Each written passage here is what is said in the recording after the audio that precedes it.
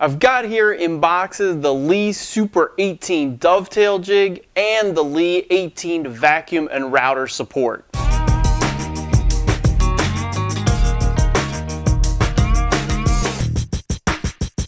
This jig, of course, makes dovetails, but all kinds of dovetails, from through dovetails, half-pline dovetails, even sliding dovetails, angled dovetails, inlaid dovetails. This does it all with variable spacing capabilities, and everything is included in this box. So let's start opening it up and check it out. Here is what you find inside the box. There's a small box of parts, which is all the things here, including some router bits, some cam locks, some nuts and bolt screws and bolts for assembly. Of course, a really helpful DVD and the user manual. There's also a handy reference card, the fingers themselves, and some cross stops here, the clamping bars here, and of course the main body. After double checking that you've got all the parts that come with the jig, the manual clearly walks through the assembly process to put the full jig together. There are great illustrations and the text is very clear on how to put the jig, how to assemble the jig. It takes maybe about 30 or 60 minutes and you end up with the full jig here. The main parts of the jig include clamps here on the top and the front for clamping your workpieces. The clamps work on a cam action with these big levers. The fingers themselves with infinite variable spacing between the fingers, making your tails and pins. The jig body that everything is assembled to. There's scales on the left and right that are used for the different process, setting your scale.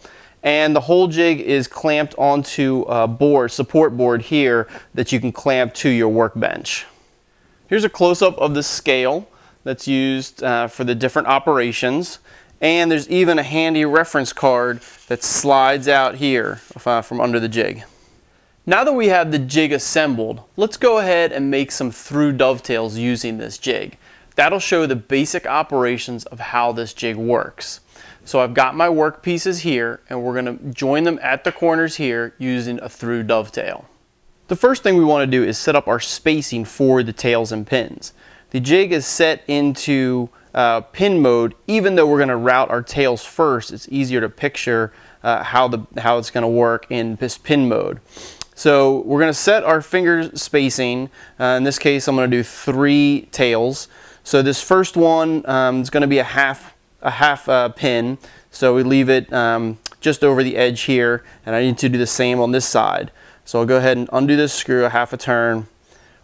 Put this a little bit over here, just eyeball it, and easily just tighten it down. These are square screws and the jig comes with this great screwdriver. And then I'm just going to put these 2 here, just kind of roughly eyeball them, maybe a little bit closer on the outside, a little bit bigger gap in the center, just to make it a little varied, and go ahead and just tighten those down. Not too tight, just tight enough. And now I've got my spacing a little bit bigger here in the center, a little bit narrow there on the edges. I didn't mention the pieces of wood that are in here. This is a backer board, and the instructions talk about creating a backer board that's used behind your actual work pieces, and that's clamped here in the top. And this is my actual workpiece here clamped in the front, and that's what I'm using to look at my finger spacing based on my workpiece here. Now that I have the finger spacing I want, I'm going to go ahead and flip the jig over to route the tails first. There's a little thumb screw here, and there's a matching one on the other side. And then the whole fingers slide out, and we flip it over, directly over, and slide it back in. And now we're in through dovetail tails side, and you can see that right over here on the scale. It's clearly marked which mode of operation you're in. Through dovetail tails. Here we are looking up from under the jig, and my tail board is clamped into the jig here, and I want to set my router depth to the correct depth. So I'll run my other workpiece up against here, and I'm first going to draw a line where these 2 boards come together. So now I have a line that's going to help me set my router bit depth. Now I'm going to bring my router up onto the jig with the dovetail bit, and I want that dovetail bit to just intersect my pencil line. So I'll raise and lower the router until my bit depth is exactly on that pencil line. With my jig set and my router set, I'm ready to route out the tail board. I'm going to run the router just inside these fingers here, routing out areas for the pins to fit into this tail board. And here we are after routing those tails.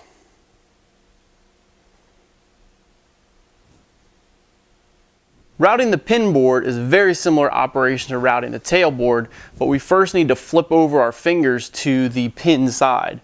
So I loosen a thumb screw, there's one here on the left and another on the right, and slide out the finger assembly, flip it straight over, and slide it back in. I'll use the scale on the left and right to slide it to the correct place on the scale, and then go ahead and tighten down the thumb screws.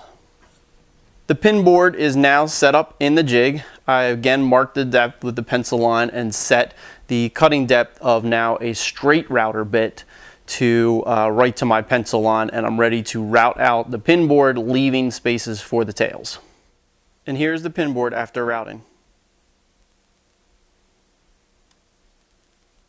Now my pins and tails are all cut. These came straight from the jig I showed right after I had cut them. And now I'm just going to slip this joint together, and it's a beautiful fit. Now honestly, this joint is a little bit looser than I'd like. I can wiggle it just a little bit here up and down, and it goes together perfectly, but I'd rather have it be a little bit tighter and kind of bang it with the heel of my hand to get them together. But to adjust this jig to get this just a little bit tighter is really easy.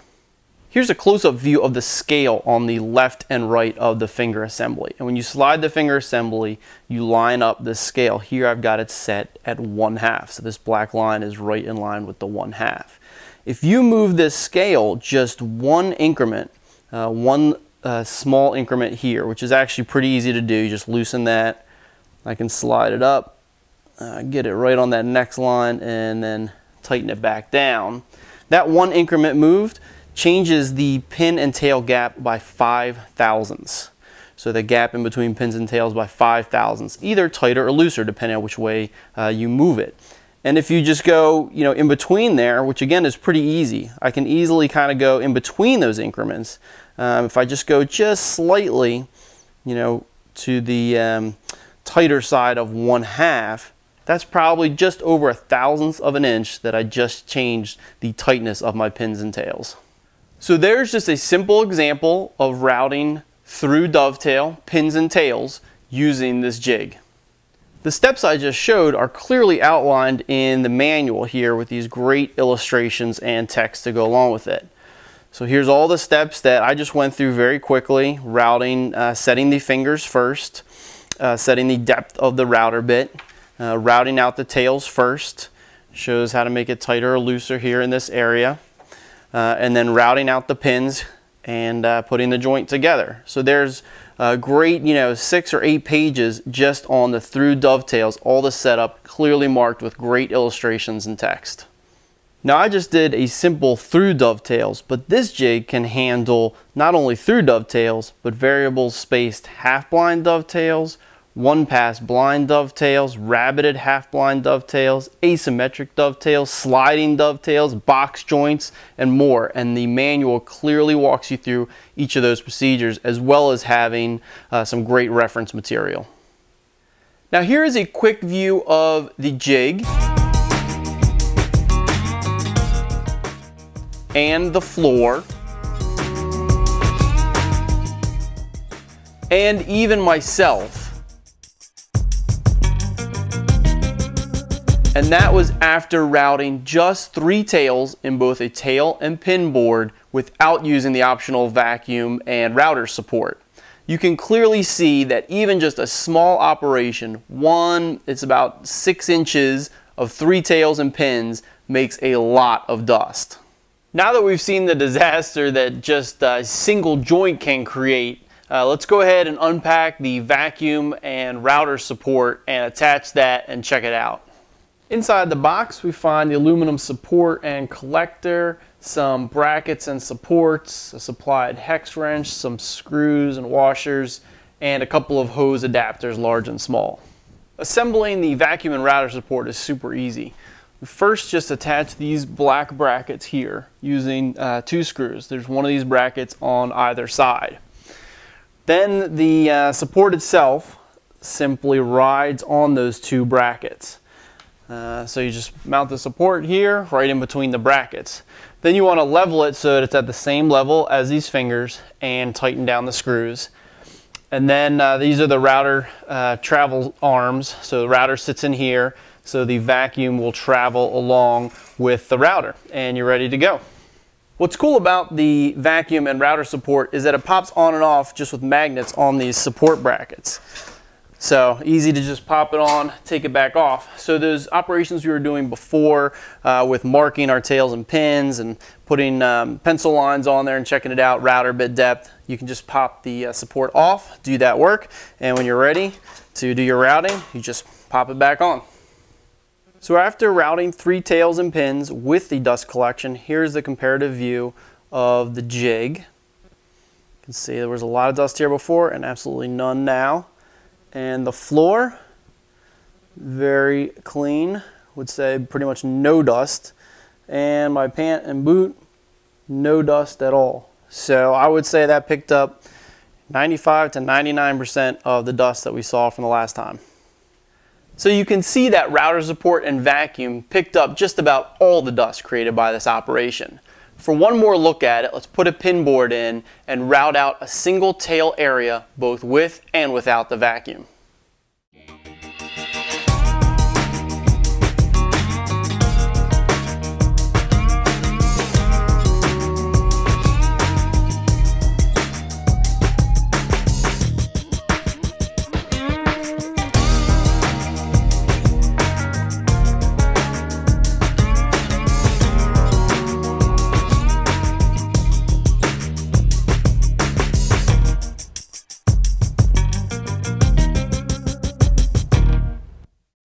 So that is the Leigh Super 18 jig and the optional router support and vacuum.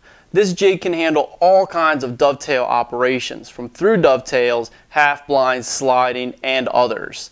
And the optional router support and vacuum picked up just all the dust created by this operation. This type of jig is great when you have to do lots of dovetails. It's sturdy, was easy to assemble, and very accurate once you get it set up. So if you're doing a lot of dovetails in your shop, the Leigh jig is something you want to take a look at.